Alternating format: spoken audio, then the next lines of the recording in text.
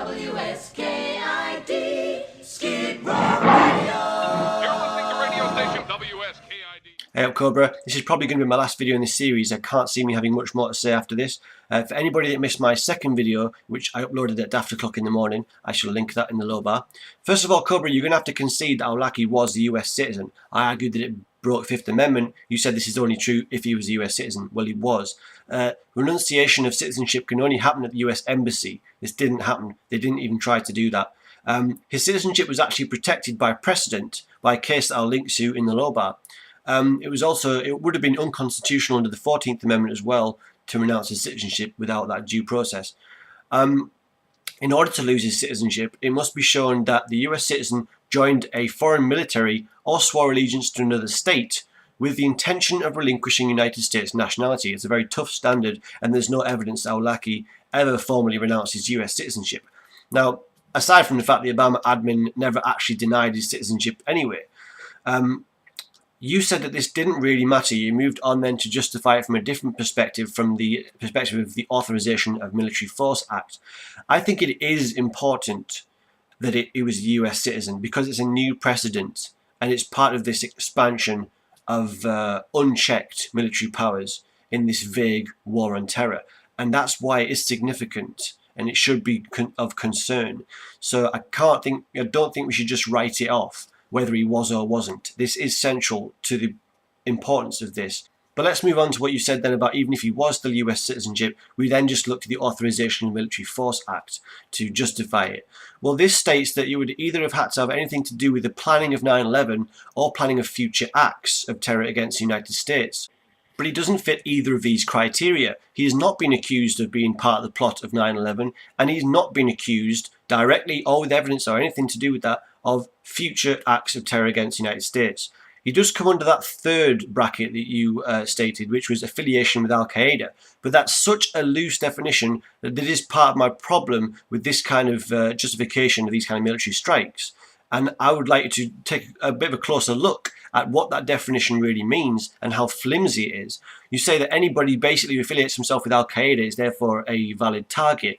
And you obviously include then the magazine editor, Sami Khan, who was also killed. You know, it doesn't matter how rancid the things you're saying, it's still surely a free speech issue, and you shouldn't expect to be drone striked for, you know, printing hateful things about a nation in a magazine. Come on now. But even more than that, this affiliation with al-Qaida is not something that's a hard and fast rule for defining an enemy at all. Al-Qaida affiliates are central to the Libyan rebel uprising that we have supported and basically put in power.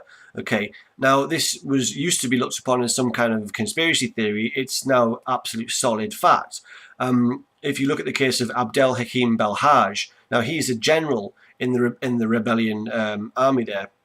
He was previously a very senior figure in the Libyan Islamic Fighting Group, who were closely affiliated with al-Qaida, who we actually helped hand over to Gaddafi, who imprisoned and tortured him for 3 years. He's now part of the rebellion uprising and is a general there, part of the forces that we've been supporting.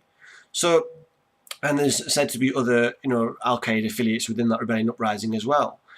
So this isn't a hard and fast, categorization for who our enemy is.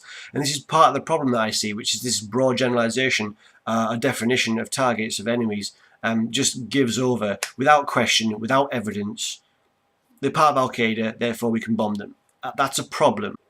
You were also dead wrong about bin Laden, I'm afraid. They did change their story a few times, but one thing that remained constant throughout it all was that bin Laden was not armed and did not shoot at SEAL Team 6 when they entered his room. The most that happened was that his wife apparently ran towards one of the SEAL Team members and he had to shoot her apparently. But yeah, bin Laden himself, a 50-odd-year-old frail man, not armed, didn't shoot, so they could have apprehended him. So by your own definition, by anybody's, he was executed. We need to be clear on that. I'd just like to touch on one more point that you made, and that was the interesting scenario that you brought forward at the end of your video, that when a president finally gets into power, after having made loads of grand promises in the run-up to the election, he's then presented with lots of secret files and folders all about the real threats in the world, and therefore he would then, with that new information, would then have to go and be more pragmatic in how he deals with things, making him look like a liar in the run-up to the election. That's the scenario you put forward. I would suggest that a similar but crucially different thing happens. That when a president like Obama finally gets into power, he is presented with lots of new information or lots of new, essential operating procedures that you won't be able to avoid. But it would be from an economic point of view and not like a threat point of view. And that is to say that it is met with the full realization that the military-industrial complex is reliant on this level of military operation and this kind of thing. It's reliant on it. I mean, it's got to be America's most expansive, lucrative industry right now, military-industrial complex. 750 billion was the last year's defense budget, and that's almost twice the budget at the start of the Iraq invasion. So you've got tens of thousands, if not hundreds of thousands of jobs on the line invested in this defense budget and this military-industrial complex, okay? So he's met with that. The fact that so many jobs are on the line, so many livelihoods are invested in this. And you know as a capitalist yourself that expansion is necessary for industry, for capitalism to survive, basically.